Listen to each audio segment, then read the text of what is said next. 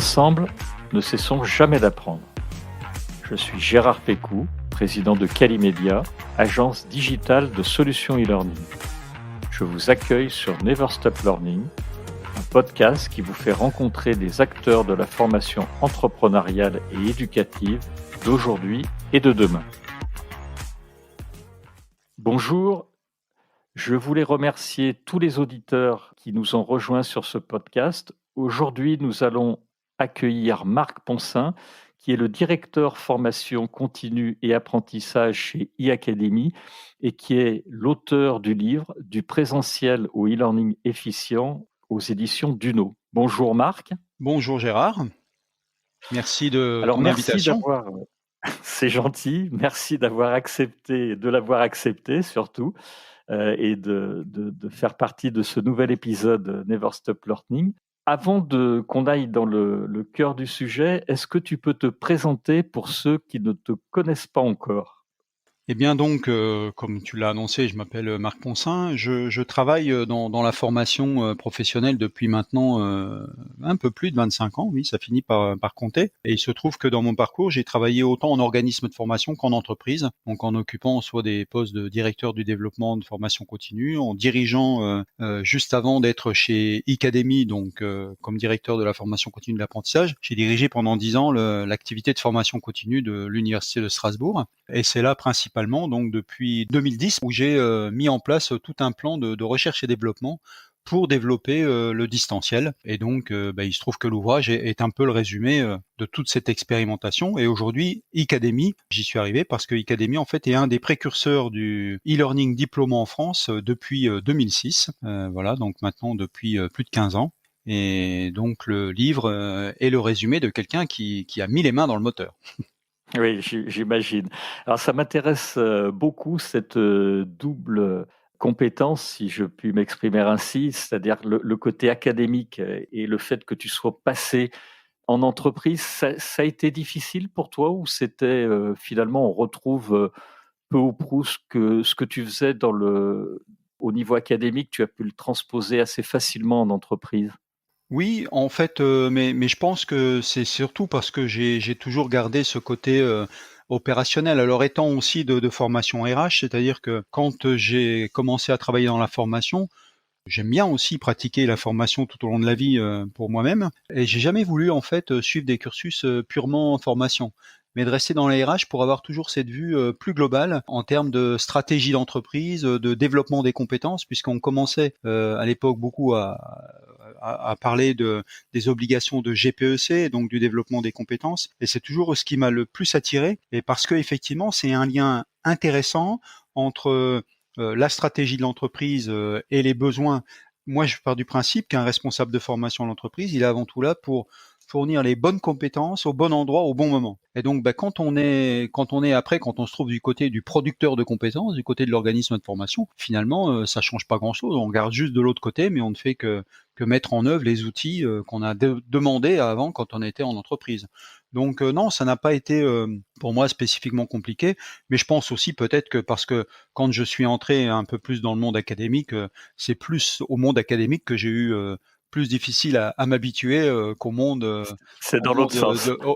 plus opérationnel, même si ce qui a été fait dans l'université était une activité à caractère privé. Mais c'est vrai que c'est un peu une autre approche, mais non, ça n'a pas été spécialement difficile.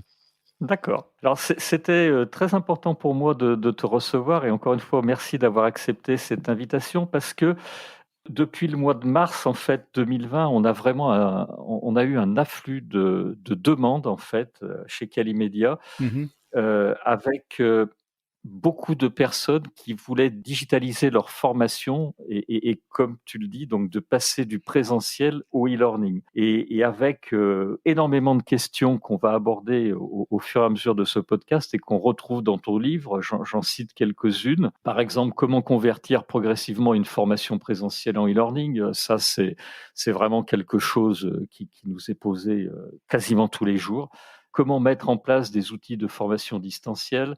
Les objectifs pédagogiques et quel contenu proposer, sous quelle forme, comment se saisir des nouvelles technologies qui vont bousculer l'enseignement traditionnel. Tout ça, vraiment, c'est des choses qu'on a. On va faire un podcast de Je 2 heures, voulais là, si on est parti. non, non, on va pas tout aborder, mais le sujet est vraiment passionnant et encore une C'est fois, vrai, c'est il y a très, plein de vraiment choses très, très passionnantes à faire. sympa de t'avoir. Alors, mes premières questions, ça va être, quel était finalement l'objectif de ton livre quand tu l'as écrit? C'était de faciliter finalement, de se rendre compte qu'il y avait beaucoup d'entreprises qui faisaient du présentiel et les aider tout simplement dans cette période difficile où tu as pensé ton livre bien avant le Covid et c'était la suite logique de ton parcours? Ah beh, le livre, il a été pensé bien avant le Covid, puisque ce que je disais tout J'imagine. à l'heure, c'est qu'effectivement, c'est un peu le résumé de 10 ans de travaux de recherche et développement. Et c'est pour ça que tout à l'heure, quand tu me posais la question sur l'attitude académique, j'aime bien utiliser plutôt le mot recherche et développement, parce que effectivement, c'est pas simplement un travail de chercheur au sens universitaire. Et donc en fait, cette aventure, elle a commencé en 2010. Je rappelle en fait aussi souvent ce qu'on oublie, c'est qu'en 2010, aujourd'hui, on est familiarisé avec tout un tas d'outils, y compris ceux qu'on utilise là à l'instant même. Mais il y a 10 ans, on avait tout juste les premiers smartphones. C'était encore un outil professionnel et Oui. on ne regardait pas non plus la télé sur notre smartphone comme on le fait aujourd'hui, ou regarder des vidéos plusieurs fois par jour. Donc C'est vrai. il y a 10 ans, le e-learning, pour prendre ce terme générique. Alors il y a pas longtemps, il y a quelqu'un qui m'a dit mais pourquoi vous avez utilisé ce mot e-learning? Bon, bah, c'est un terme générique. Je pense qu'effectivement, on va pas faire des batailles d'experts sur tel ou Oui, tel vocable. Quand on a commencé il y a 10 ans, ben, ma question première, c'était de dire, ben, moi, je suis dans un organisme de formation. J'arrive Quand je suis arrivé donc pour diriger cette activité de formation continue, j'ai dit mais qu'est-ce que vous faites en e-learning? Et on m'a dit oh mais c'est compliqué, ça marche pas, et puis en plus c'est compliqué pour se faire payer par les OPCO. Alors j'ai dit ben finalement qu'est-ce qu'on fait? On attend que le train parte, qu'on ne monte pas dedans, qu'on soit dépassé. Moi je pense que le mieux c'est que ben voilà, c'est qu'on investisse, qu'on mette en place des actions, qu'on fasse de la recherche et du développement, et surtout qu'on se dise ben voilà, qu'on soit un peu peut-être parce qu'il y avait aussi cette image d'université, enfin de service de formation continue d'université, d'être aussi quelqu'un qui contribue au paysage du développement du e-learning, donc à partager notre expérience. Et la première question qui s'est tout de suite posée, c'est de voir les quelques personnes à l'époque qui avaient déjà fait aussi des expériences, qu'est-ce qui faisait qu'elles s'y étaient mises, qu'est-ce qui faisait que d'autres ne s'y étaient pas mis, quels outils ils utilisaient. Et donc on a fait tout un recensement pour se dire maintenant qu'est-ce que nous on met en place et comment on y va.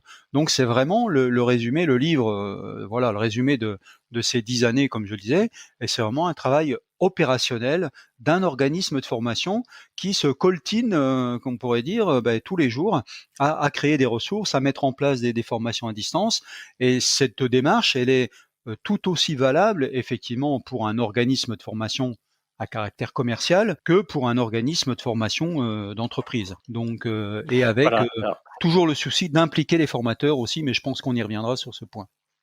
Alors ça c'est très important parce que ça faisait partie d'une de mes questions. Au départ, j'avoue que j'ai cru que tu avais fait ce livre pour les organismes, spécifiquement de formation parce que tu parles d'OPCO, tu parles de centres de formation, mais je me suis aperçu qu'en réalité, c'était un livre, qui était beaucoup plus large que ça et donc je voulais te poser la question des cibles. Moi, j'ai eu l'impression que ton livre, il s'adressait à tous les acteurs de la formation.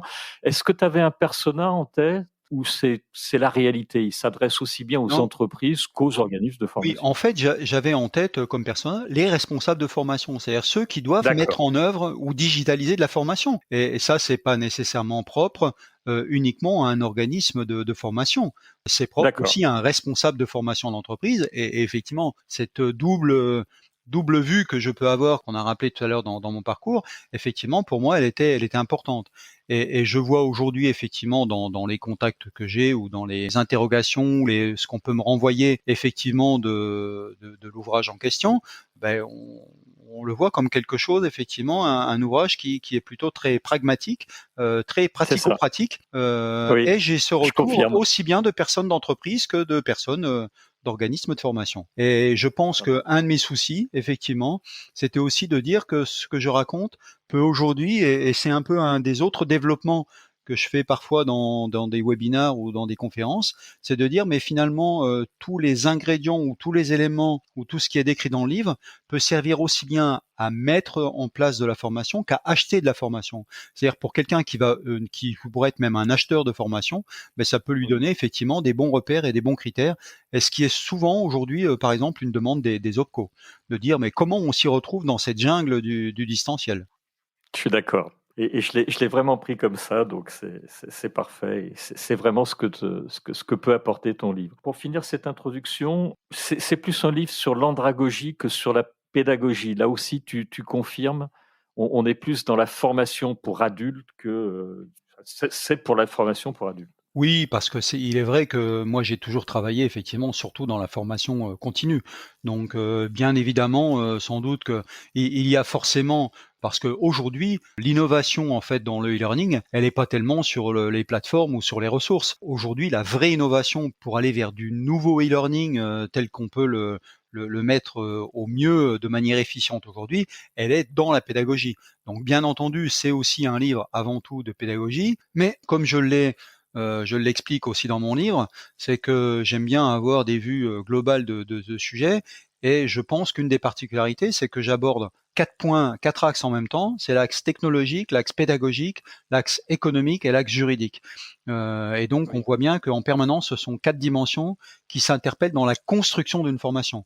Et bien entendu, quand je parle, puisque le sous-titre du livre, c'est construire une formation professionnelle à distance, donc effectivement, ça nous ramène beaucoup plus vers l'andragogie. Je suis bien sûr d'accord avec tout ce que tu dis. 89% des répondants veulent pérenniser et accélérer la digitalisation de leur formation, alors que auparavant, en fait, on n'était pas du tout sur ces niveaux-là. Les sociétés privilégiaient le distanciel. C'est pas un chiffre qui sort de nulle part, hein, c'est la conférence donnée par l'ISTF Mmh. qu'on peut retrouver dans les chiffres du digital learning. Ils ont sorti tout un document, ce qu'ils font chaque année, qui est très intéressant. Est-ce que ce côté urgence, ce côté on a privilégié l'urgence en 2020 plutôt que la qualité, c'est quelque chose que tu as perçu tout au long de cette année 2020, toi?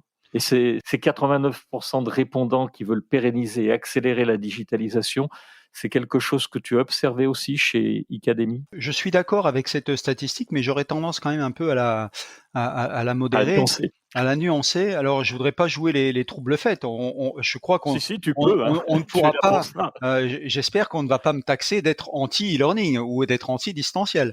Ça serait quand même Non, dommage. avec ton livre, je pense pas. Voilà. Je pense Donc, pas.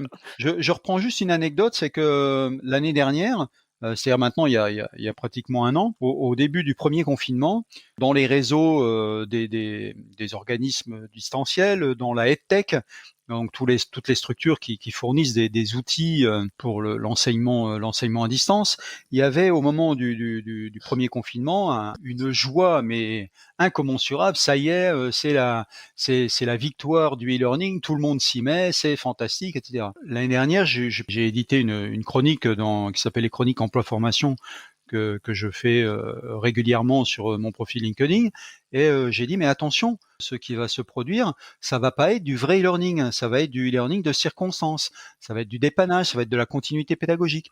Et j'avais un peu l'impression de casser la fête en disant ça. Et puis quelques mois après, effectivement, les gens se sont bien rendus compte que ce qui était fait, c'était plutôt 8 heures de Zoom ou 7 heures de Zoom toute la journée, et c'est profondément antipédagogique. Par contre, effectivement, on peut bien admettre que les enseignants qui ont fait de la continue pédagogique ont fait tout ce qu'ils pouvaient avec les moyens du bord, mais ça Oui. ne correspond pas à un vrai e-learning, puisque la vraie révolution, elle est dans la construction pédagogique. Et donc, ils n'ont pas eu le temps de reconstruire, de repenser la construction pédagogique de leur formation. Et donc, aujourd'hui, ce que je veux dire par là, c'est que, bien entendu, certains disaient aussi on a gagné 10 ans. Alors je ne suis pas sûr qu'on ait vraiment gagné 10 ans sur l'avancée du e-learning, mais en tout cas il est certain, pour revenir à l'étude que tu évoquais, que bien entendu, tous ceux qui avaient amorcé du e-learning, qui étaient en pleine réflexion, ceux-là, effectivement, ils y sont partis. Ils avaient fait un pas en avant et d'un seul coup, ils se sont mis plus à trottiner ou plus à courir plus vite et à confirmer leur projet du fait. Par contre, là où il faut quand même se méfier, où je pense que nous avons, Calimedia, comme nous, enfin comme tous ceux qui sont dans le learning, encore beaucoup de travail à faire, c'est qu'aujourd'hui, on entend aussi beaucoup de contre-courants parce que les gens qui ont vécu du learning, ben, finalement, ont vécu du mauvais learning. Il y a le confinement qui fait que les gens sont encore plus isolés que jamais. Le e-learning a parfois déjà un petit côté un peu plus isolant que le présentiel, mais une fois que les gens ont fini leur formation, bah, ils ont de la sociabilité, ils ont des activités sociales à côté. Là, aujourd'hui, ils sont complètement fermés. Et on voit bien le désarroi des étudiants qu'on peut parfaitement Tout à comprendre. fait. Et donc, il est vrai que ce que j'avais écrit aussi il y a un an dans cette chronique, c'est que, attention, les détracteurs du e-learning, il en existe beaucoup. Et tant mieux, je dis, aujourd'hui, finalement, c'est pas la peine de vouloir tout passer au e-learning. Il y a des gens qui font du très bon présentiel, des gens qui font du très bon distanciel. Aujourd'hui, on parle même avec Calliope d'obliger ou les organismes de formation à avoir une plateforme. Je trouve que c'est pas du tout judicieux parce que il y a des gens qui effectivement et puis il y a un marché pour tout le monde. Même on le voit aujourd'hui, nous les étudiants qui viennent s'inscrire chez nous, bah, ils posent des questions sur la manière dont se passe le learning, etc. Il faut bien leur expliquer que c'est pas du tout ce qu'ils imaginent. Et il y a beaucoup de gens qui ont encore en tête que le e-learning aujourd'hui, c'est une plateforme des ressources et on est tout seul devant sa plateforme et on se débrouille. Donc, à la fois ce que les gens vivent en ce moment ou ont vécu, et pour autant, on voit aussi que dans des enseignants, je travaille avec beaucoup de formateurs en partenariat aujourd'hui. Je vois qu'il y en a qui, effectivement, il y a un an, faisaient du Zoom. J'ai pas spécialement des actions chez Zoom, c'est juste qu'on parlait un peu de zoomification de la formation et qui aujourd'hui, Oui, effectivement, c'est 70% voilà. des Et 70% voilà. Et qui des aujourd'hui connexions. on fait évoluer, utilise du podcast vidéo, utilise du podcast audio, envoie des documents. Enfin voilà, on diversifie un peu leur mise en forme pédagogique, mais il y en a une grosse partie effectivement, et c'est ce que tu soulignes, qui font encore effectivement du présentiel à distance, quoi. Voilà. Et ça donne une mauvaise image du e-learning. Alors il faut s'en méfier quand même et travailler encore à porter le message de ce que peut être un e-learning efficient et surtout réhumanisé. Alors, je suis là encore une fois entièrement d'accord avec toi et contrairement à ce que nos auditeurs pourraient penser, chez Calimedia, on ne prône pas le 100% e-learning ou digital learning ou quelle que Mmh. soit la forme qu'ils prennent. En fait, on insiste beaucoup sur les parcours de formation et notamment sur la notion de blended learning. On a fait d'ailleurs tout un livre blanc qu'on peut télécharger sur le site de Calimedia, qui est sur le blended learning, parce que ça nous paraît important. Il y a, comme tu le disais, dans un parcours de formation, on peut avoir des podcasts vidéo, du vidéo learning si on veut, des parcours où on peut prendre connaissance sur une publication, poser des questions, du digital learning. Donc, c'est tout un parcours. Et avec ce que tu viens de dire, je pense qu'il y a un conseil, et tu vas peut-être le partager ou le commencer, c'est que moi, je pense qu'il ne faut pas forcer la reproduction exacte du présentiel à distance parce que ça donne souvent des cours qui sont très descendants, voire des MOOC tu parlais des étudiants, par exemple, les étudiants, si on va à la fac de droit ou à la fac de médecine, c'est complètement descendant, c'est le professeur parle, est filmé, et il n'y a aucune interactivité. Et là, on refait finalement, pour moi, c'est de la mauvaise formation, mais j'inviterai dans un futur podcast un professeur de droit à l'université de Montpellier, il nous en reparlera, parce Mmh. que c'est en train aussi de s'améliorer, mais du coup, je pense qu'on ne peut pas forcer tout ça et ça ne peut pas être la reproduction, encore une fois, exacte du présentiel à distance. Est-ce que tu partages ça ou est-ce que tu peux le commenter? Oui, non mais absolument et pour te renvoyer effectivement, les gens vont se dire qu'on a répété avant pour dire qu'on est tout le temps d'accord, Non, pas du mais tout. on vous Pas du rassure, tout. nous n'avons pas répété C'est en avant, live. nous ne nous sommes pas mis d'accord. Voilà. Non. Oui, je pense que quand tu disais effectivement que c'est pas de la recopie de présentiel et parfois, il y avait certains qui avaient juste un peu lu le titre de mon livre et qui disait «Du présentiel au distanciel» et en se disant et quand je dis: Ah oui. On va partir du présentiel», mais on pourrait y revenir parce que c'est une démarche, effectivement pour l'adapter pour des formateurs et accompagner les formateurs. Mais je pense qu'effectivement, ce qui est premier, c'est déjà de définir quel est l'objectif de la formation. Et l'objectif de la formation, ce ne sont pas les objectifs pédagogiques. C'est-à-dire quel est l'objectif, quel est l'effet par exemple sur une structure. Si je forme des gens à des problématiques de contrôle sur une chaîne de montage, l'objectif de ma formation, c'est que j'ai un taux de rebut par exemple qui ne me satisfait pas, et donc l'objectif de ma formation, ça va être de diminuer mon taux de rebut. Et à part de ça, c'est le vrai objectif de ma formation. Comme ça peut être un objectif opérationnel pour un métier. Là, je prends un exemple sur une formation plus courte. Mais donc, il faut déjà bien définir ce qu'on veut avoir comme effet à partir de cette formation. Et ensuite, on définit les objectifs pédagogiques. Donc, les objectifs pédagogiques à partir d'une formation où je veux faire baisser un taux de rebut, ça va être que les personnes maîtrisent les process qualité, qu'ils sachent faire des mesures dimensionnelles ou des contrôles qualité, etc., etc. Et seulement à partir de là, on se dit maintenant, en fonction de ces objectifs pédagogiques, qu'est-ce qui est le mieux en présentiel, qu'est-ce qui est le mieux en distanciel, qu'est-ce qui est le mieux en AFEST aussi maintenant. Donc aujourd'hui, je Oui. pense qu'on a vraiment, mais c'est seulement après avoir bien calé l'objectif de la formation, les objectifs pédagogiques, qu'on se pose la question de quelle est la meilleure mise en forme pédagogique et surtout la plus efficiente. Alors, bien entendu, après, on peut faire des choix, si on est du côté d'un organisme de formation, par exemple comme Academy, de se dire, dès le départ, on va penser une formation complètement en distanciel, mais ça dépend aussi des matières. En ce moment, par exemple, je travaille avec un partenaire sur la formation d'aide-soignant à distance. La formation ne sera que de 70% à distance et 30% en présentiel, parce qu'à un moment donné, effectivement, il y a des TP. En ce moment, on parle beaucoup des TP pour les universités ou des travaux pratiques, où souvent je prenais un autre exemple où j'étais avant en disant, voilà, on a une formation en chimie, on va apprendre une nouvelle technique d'analyse en laboratoire sur 5 jours. Il y a peut-être 3 jours qu'on va mettre à distance parce que ça va être tout l'apport théorique, voilà. Et puis après, même le meilleur serious game, même la meilleure réalité virtuelle, elle n'a pas encore remplacé le fait de se mettre, comme on dit dans la chimie, devant sa paillasse avec ses éprouvettes et de faire des expériences et de travailler dans un Tout à laboratoire. fait. Voilà. Et donc, à un moment donné, On le y e-learning, reviendra un peu. il a aussi ses limites. Tout à fait. Donc, je suis On- pleinement d'accord avec toi, effectivement, pour dire qu'il faut pas partir. Et d'ailleurs, je le dis au début dans mon livre, il faut surtout pas vouloir partir de schéma tout fait. Sinon, on passe en disant, je veux absolument que ma formation soit ou tout à distance, ou 50-50, ou 20-80, ou 80-20, peu importe. Mais voilà, parce que ça, c'est pas un raisonnement pédagogique, c'est un raisonnement marketing, technique, etc. Alors, ce qui est différent quand on se dit, voilà, on fait des formations dans du domaine tertiaire où on sait effectivement que ce sont des sujets qui se prêtent facilement à du 100% distanciel.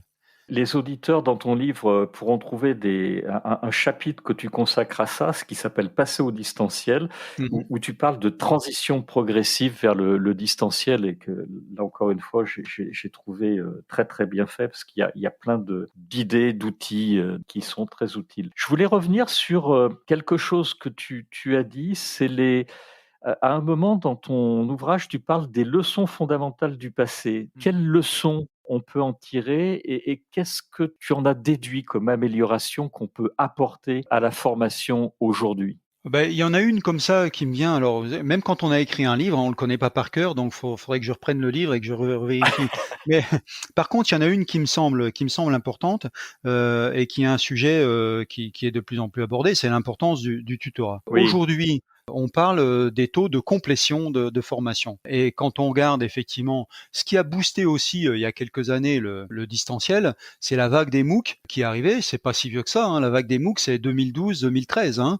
Donc c'est vrai. c'est pour ça que je rappelle, comme je rappelais tout à l'heure, le smartphone, tout ça, c'est une histoire qui est quand même relativement jeune, mais qui a été très vite. Et donc les MOOC, ils ont eu un avantage, c'est qu'effectivement, ils ont secoué un peu la maison distancielle, en tout cas les universités ou l'éducation nationale en France s'est dit tiens on va être mangé par les grands méchants MOOC américains qui arrivent et donc on est en retard. Mais par contre, je dis pas ça pour voilà pour le dire une fois de plus vous dire j'avais raison, mais j'ai toujours défendu que le MOOC c'était pas de la formation continue, mais formation continue au sens effectivement avec le cadre juridique et on voit comment le cadre juridique, le cadre de formation continue et une vraie formation avec un accompagnement aujourd'hui, ça n'est pas ça. Le MOOC, c'est une super série télé sur une thématique particulière, et je parle des MOOC d'origine, et qui étaient, éventuellement, il y avait un peu d'échange entre pairs, mais quand on regarde, et ce qui est important, c'est que de regarder le taux de complétion, le taux de complétion pour ceux si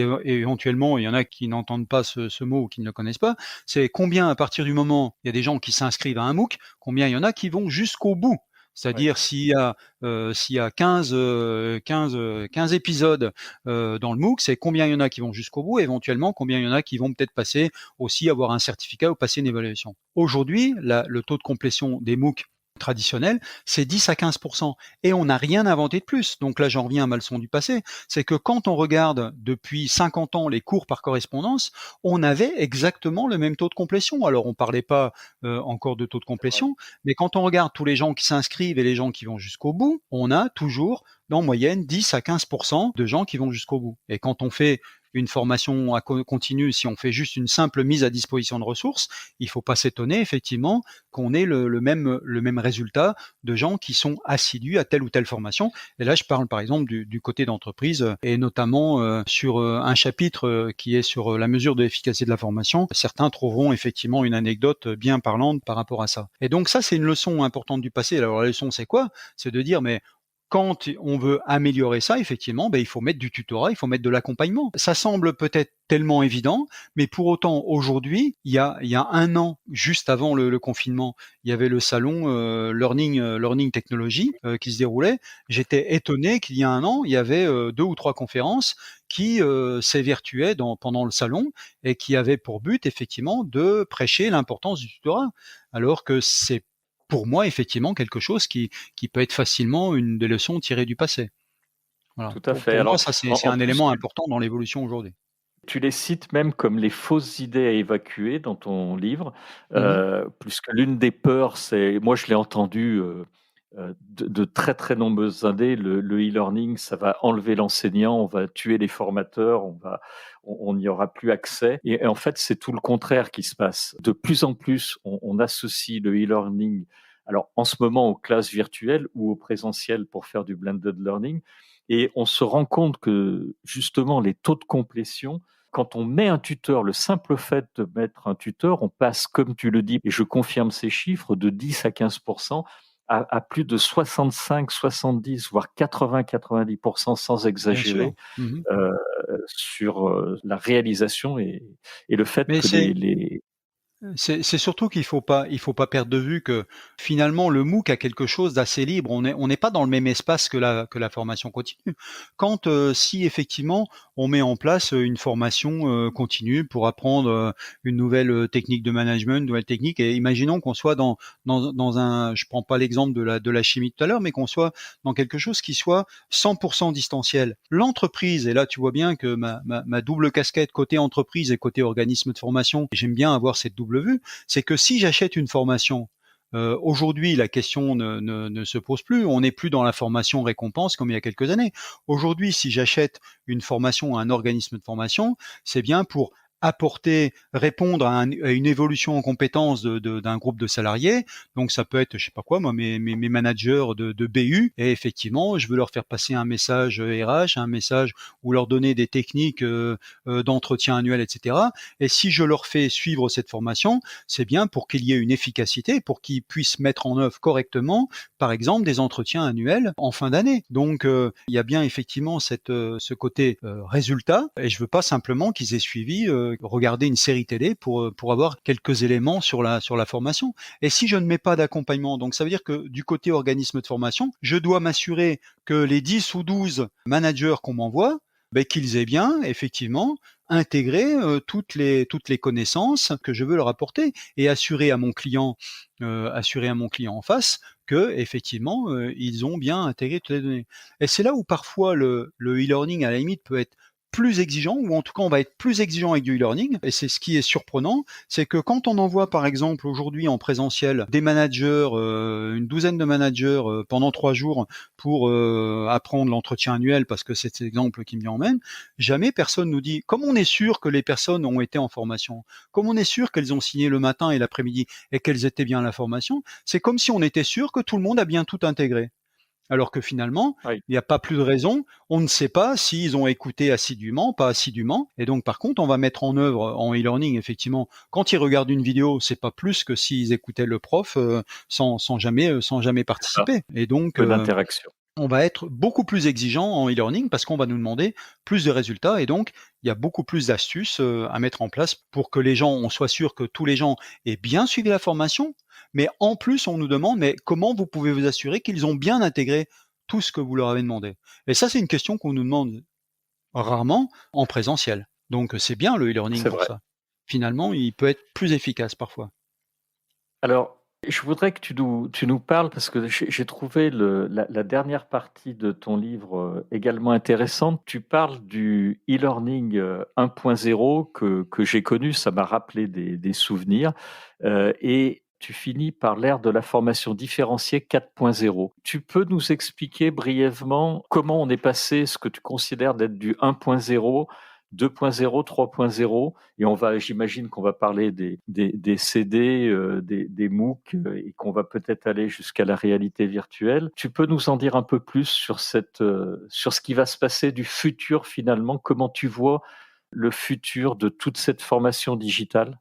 Alors, en fait, ce qui m'a poussé à faire ce dernier chapitre, ce dernier chapitre, il a presque été rajouté au dernier moment, Au dernier moment? mais au dernier moment, mais enfin au dernier moment. En fait, il n'était pas dans le manuscrit d'origine, mais D'accord. bah, après, je continue toujours à observer, à regarder un certain nombre de choses. C'était quand même aussi toujours avant le confinement, puisqu'il a été fini. Alors le confinement, c'était début 2020 et il a été fini en septembre 2019, le livre. Donc, Ah oui.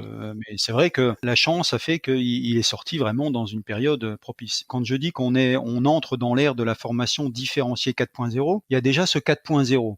Parce que je voyais effectivement qu'on parlait tout le temps de formation 4.0, etc., de web 4.0, de l'industrie 4.0, et que finalement on s'interrogeait peu sur les évolutions de la formation dans tout ce contexte.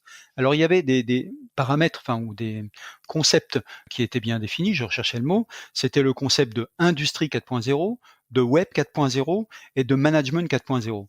Celui dont je suis parti, effectivement, c'est l'industrie 4.0. L'industrie 4.0, en fait, c'est toute la révolution de l'industrie aujourd'hui, c'est l'industrie connectée. Pour le dire rapidement, c'est qu'aujourd'hui, quand vous achetez votre voiture, d'ailleurs, c'est en ce moment avec la fermeture de certains concessionnaires, il y en a qui disent, mais vous pouvez acheter tranquillement votre voiture le soir et passer votre C'est commande le vrai. soir. C'est-à-dire qu'aujourd'hui, c'est quand même incroyable. On achète une voiture. Moi, je suis quand même un petit peu déjà âgé. Moi, j'aime bien aller dans le magasin, toucher, regarder, essayer. Mais en même temps, aujourd'hui, c'est vrai qu'on est dans une ère où finalement, on peut acheter notre voiture. Alors, ce qui se passe derrière tout ça, c'est que quand je tape ma commande effectivement derrière mon ordinateur, l'enjeu du constructeur, c'est d'être relié directement à l'usine. Et comme je vais demander un toit rouge, des roues comme ça, un volant, enfin tout un tas d'équipements, en fait, ma Oui. commande va arriver directement dans la chaîne automobile. Et l'enjeu, effectivement, c'est que le consommateur soit directement connecté à la production. Alors, un des points de ça, effectivement, c'est l'interaction de. J'ai essayé de dégager un peu les trends, les tendances de ce que j'ai pu lire comme étant défini le management 4.0 qui est né de l'industrie 4.0. Donc, ça demande effectivement à la fois beaucoup plus d'individualisme, enfin beaucoup plus de liberté, mais aussi beaucoup plus de travail collaboratif dans le management et dans l'industrie 4.0. Ça demande beaucoup plus de participation dans des réseaux, enfin de la personne qui est connectée. Enfin, en tout cas, il y a une plus grande interaction. C'est-à-dire qu'avant, on pourrait dire effectivement qu'on met plus d'humanité dans le réseau, donc ça demande aussi beaucoup plus d'inventivité, beaucoup plus de management participatif. Voilà, donc tous ces éléments-là, plus à côté, bien entendu, puisque je m'interrogeais sur le e-learning, il y a toute l'évolution du web. Et donc j'ai observé effectivement ce qu'on définissait aujourd'hui comme le web 4.0. Et le web 4.0, c'est un peu ce qu'on disait tout à l'heure, c'est que les réseaux sociaux, etc., font que l'individu est de plus en plus à la fois individuel et interactif. Et donc tous les éléments que j'ai pu dégager, c'est dire finalement, c'est de formaliser déjà la formation 4.0, et c'est dire forcément, comme l'industrie, comme le management, enfin en tout cas comme l'industrie, elle est forcément tout ou partie à distance, voire multimodale, dire présentiel, distanciel et en situation de travail. Un des points qui ressort fort dans cette évolution du 4.0, c'est que on se réinterroge en fait sur le passé. La formation 1.0, c'est presque, je l'ai redéfini un peu comme étant le cours magistral. La formation 2.0, c'est les cours plus interactifs avec des tableaux, enfin tous les outils, mais on est toujours en présentiel. La formation 3.0, je l'ai formalisée comme étant justement l'avènement du e-learning entre guillemets depuis 2012-2013 avec la vague des MOOC, mais en même temps, on s'est interrogé sur le fait que ça a effectivement donné une image de la formation qui pouvait être plus à la portée de tous, qui pouvait être effectivement à distance, mais par contre qui était beaucoup solitaire. Voilà, c'est cette idée d'image solitaire, et on voit bien qu'aujourd'hui, on a des structures qui sont encore, tu l'évoquais tout à l'heure en prenant des exemples de cours de médecine, etc., on est dans la formation 1.0. Il y en a beaucoup qui sont encore qui sont attachés au présentiel, qui sont dans le 2.0, ce qui n'est pas pour autant anti-pédagogique. Et puis Non, non, non. petit à petit, effectivement, on avance. Et donc, je pense qu'un des éléments forts, c'est de dire aujourd'hui toutes ces technologies qui se développent et la formation, c'est de réhumaniser les apprentissages par plus d'accompagnement. C'est-à-dire qu'à la fois il y a plus d'interaction, à la fois il y a plus de technologie. On voit bien qu'on est dans un monde de technologie où la distance se crée, et en même temps on veut recréer de l'humain, enfin faire du rapprochement. Donc ça, c'est vraiment la tendance. Et donc on voit bien ce qu'on disait tout à l'heure, de dire effectivement la leçon des MOOC, c'est de dire il faut remettre de l'humain, il faut réhumaniser la formation. Il faut des combinaisons plus systématiques de travail individuel, de travail collectif, de travail collaboratif, ce qui n'est pas nécessairement le cas des MOOC, ou de ressources qui sont simplement mises à disposition. Et donc, et surtout aussi d'intégrer davantage les particularités de chaque apprenant, comme tout à l'heure dans l'exemple de l'industrie, où on veut intégrer davantage la particularité de chaque client. Donc ça, c'est déjà une manière de définir la 4.0. Et puis, en s'interrogeant sur encore plus loin l'évolution, c'est-à-dire comment, ou de dire, mais la vraie révolution, elle est sur la reconstruction pédagogique, je me suis penché sur deux vieilles légendes de la pédagogie. La première, c'est la pédagogie différenciée. Donc, c'est quelque chose qui date des années 70. Et la pédagogie différenciée, c'est simplement de se dire, effectivement, qu'est-ce qu'on peut faire pour à la fois individualiser la formation pour que chacun puisse apprendre un peu à sa vitesse, parce que dans un groupe, il n'y a jamais quelqu'un qui apprend à la même vitesse. Et donc, les gens se sont dit, il y a deux écoles. La première, c'est l'école du précepteur, et donc effectivement, mais après ils ont dit, ça c'est une approche individualiste, mais il faut une approche collective, puisque la plupart du temps, la formation et la formation pour adultes se fait en groupe. Donc il faut à la fois tirer parti de l'individuel et du groupe. Et donc ça, c'était des questions qui étaient faites pour le présentiel, mais on voit bien que la personnalisation, ou en tout cas l'adaptation et le fait que chacun puisse apprendre à sa même vitesse, le e-learning nous permet de répondre enfin à cette vraie pédagogie différenciée. Et puis il y a un autre éclairage qui est hyper important et qui va nous amener effectivement, je pense, dans la vraie révolution pédagogique et dans le tutorat dont on parlait tout à l'heure, c'est la pédagogie de maîtrise. Et c'est quelqu'un qui est bien connu, puisque c'est Bloom qui a travaillé là-dessus, dont on connaît bien la taxonomie, voilà, pour définir des objectifs pédagogiques. En fait, il partait du principe de dire que chaque apprenant peut retenir en fait pratiquement 90 à 95% de ce qu'on lui enseigne à deux conditions. Une condition, c'est qu'effectivement, c'est qu'on lui donne des bons éléments et avec les bonnes méthodes ou avec les bons outils. Donc, qu'on lui mette la bonne pédagogique et les bons outils. Et là, c'est vrai qu'il y a quelques mots qui m'échappent en vous en parlant sur l'approche de Benjamin Bloom. Il fait l'hypothèse que tout apprenant peut arriver à une maîtrise totale de 85 à 90% des notions enseignées, mais cette pédagogie nécessite un découpage fin de l'enseignement, avec des objectifs soigneusement définis. Voilà. Et donc, on voit bien que quand on construit un e-learning, on est bien obligé de ce qu'on dit scénariser, mais de redécouper en plein de petits objectifs une formation. Et cette pédagogie de maîtrise, elle fonctionne comment? Donc, Bloom disait dans les années 70, il y a ensuite 3 temps. Le premier, c'est qu'un enseignement doit être fait sous différentes formes pédagogiques. Et là, vous voyez, je fais tout de suite le parallèle en disant, si on met qu'une forme de vidéo, au bout d'un moment, c'est ennuyeux. Si on met qu'une forme de papier, style cours par correspondance, c'est ennuyeux. Donc aujourd'hui, on voit bien que pour rendre une formation attrayante, il faut à la fois mettre de l'asynchrone, à la fois mettre du synchrone, et dans l'asynchrone, diversifier, mettre de l'audio, mettre de la vidéo. C'est ce qui rend une formation attrayante et motivante. Donc, premier point de l'enseignement de Bloom, c'est l'enseignement sous différentes formes pédagogiques. Le deuxième, il dit ensuite, il faut une évaluation formative, c'est-à-dire un feedback enseignant-élève sur les objectifs de la séquence.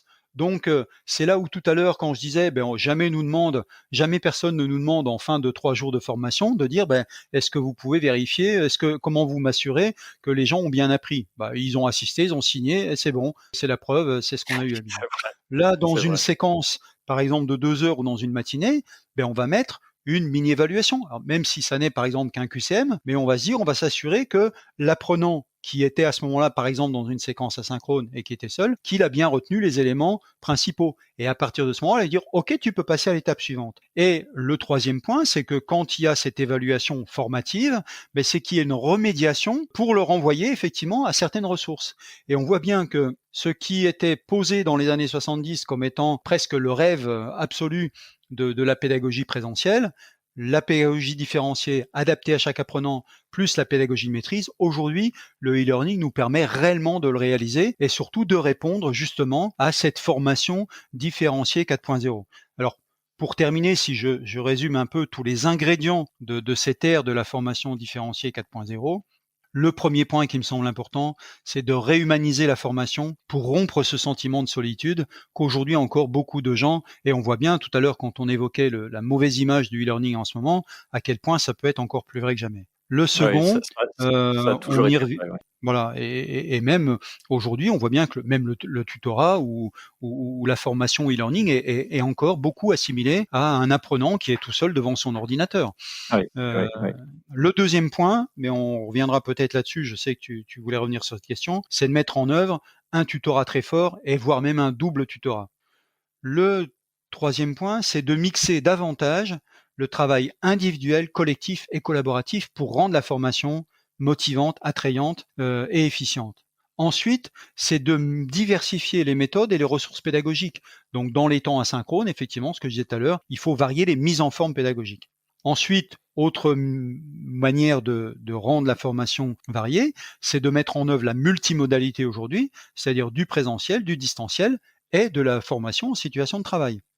Tout à fait. Avant-dernier point, c'est de mieux prendre en compte les particularités et les acquis de chaque apprenant. Comme aujourd'hui, quand on disait tout à l'heure, le client, il veut qu'on prenne en compte de plus en plus. C'est un peu la tendance de l'évolution de l'industrie aujourd'hui. Il veut qu'on prenne plus en compte effectivement sa propre personnalité. Dans la formation, c'est pareil, mais là, c'est pour des raisons pédagogiques et des raisons effectivement d'avancée de parcours. Et puis le dernier point qui est important aussi, c'est d'intégrer de plus en plus la question de l'efficience du parcours et la mesure de l'efficacité de la formation.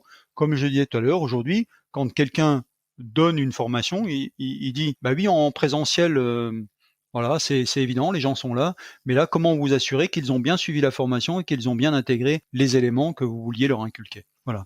Donc aujourd'hui, un peu ce qui pour moi est tous les jours, ce matin, pas plus tard que ce matin, je suivais un débat organisé par Newstank, et c'est marrant, j'ai l'impression effectivement que tout le monde a un peu ces briques-là, et je pense bien modestement aujourd'hui avoir regroupé là dans l'ère de ce que j'ai appelé de la formation différenciée 4.0, tous les ingrédients aujourd'hui qui font vraiment si on les met tous ensemble, la formation la plus efficiente, en tout cas avec nos méthodes pédagogiques actuelles et nos outils actuels. Et ça n'aura certainement pas fini d'évoluer. Voilà, mettons déjà tous ces Non, ingrédients ensemble et on aura déjà oui, fait un grand pas pour faire du e-learning efficient.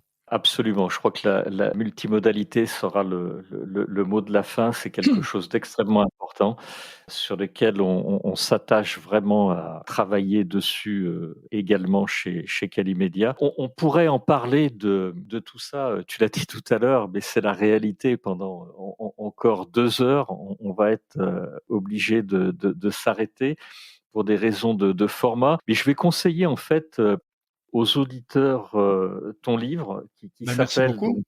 donc non, je t'en prie. Ça s'appelle Marc Ponsin, donc du présentiel au e-learning efficient. Le sous-titre, comme tu le rappelais tout à l'heure, c'est Comment développer une formation professionnelle à distance. C'est aux éditions Duno. Et il y a plein de sujets dont on n'aura pas le temps de parler aujourd'hui, mais qu'on va pouvoir retrouver donc dans ce livre que en tous les cas, personnellement et très sincèrement, j'ai trouvé vraiment excellent. Et je crois que juste pour souligner un point aussi, Gérard, dans les chapitres importants, il y a aussi le chapitre sur l'aspect juridique de la formation. Oui, On a vu C'est l'année vrai, dernière à quel point, quand tous les gens, se mettaient au distanciel, ils disaient: «Mais comment on fait pour rendre compte d'une formation? c'est vrai, Comment elle c'est a bien vrai, été suivie?» Et il y a un décret, qui existe, qui est dans le code du travail, qui définit, absolument. la manière de rendre compte d'une formation distancielle, qui est très peu, voire très mal connue et dans lequel effectivement, ça c'est un champ sur lequel il y a beaucoup de travail à faire encore aussi et qui définit Oui. d'ailleurs les obligations de tutorat aujourd'hui, maintenant, donc le législateur ne s'y est pas trompé. Non, il s'y est pas trompé. On retrouve une bonne partie des choses dans Calliope. Tu y faisais référence Tout tout à à fait. l'heure, qui va être une vraie avancée finalement. Enfin, moi, je considère que c'est une vraie norme, de formation, enfin spécifique à la formation et tout ça va dans le Oui, et bon d'ailleurs, sens. tout ce que je soulignais tout à l'heure sur les exigences aujourd'hui grandissantes du e-learning, ça provoque des retombées aussi dans le présentiel. Et d'ailleurs, effectivement, l'évolution, de Calliope maintenant et de la norme qualité dans la formation en est une des meilleures preuves. Absolument. Il nous reste à remercier nos auditeurs qui nous ont suivis, jusqu'à la fin de ce podcast. Merci à Merci tous à aussi toi Marc, de ma vraiment, part de nous sincèrement. avoir écoutés. C'est gentil. Merci à toi de nous avoir, fait donné envie de lire ton livre et puis, je souhaite un vrai grand succès au livre. Comme tu le dis, il est destiné aux responsables, de formation. Tu nous l'as rappelé tout à l'heure, tu l'as défini tout à l'heure et je crois qu'ils y trouveront énormément, énormément de choses. Merci, Marc. Merci Gérard et au plaisir d'échanger. Absolument, merci.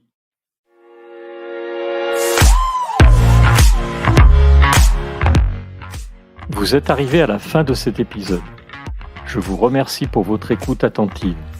Si l'épisode vous a plu, partagez-le auprès de votre entourage et donnez-lui une bonne note suivie d'un commentaire sympathique pour nous aider à grimper dans les classements. Je suis Gérard Pécou, président de Calimedia. Si vous cherchez une solution e-learning, rendez-vous sur calimedia.fr. Notre équipe vous accompagnera avec un très grand plaisir. Nous nous retrouverons dans le prochain épisode de Never Stop Learning pour qu'ensemble, nous ne cessions jamais d'apprendre.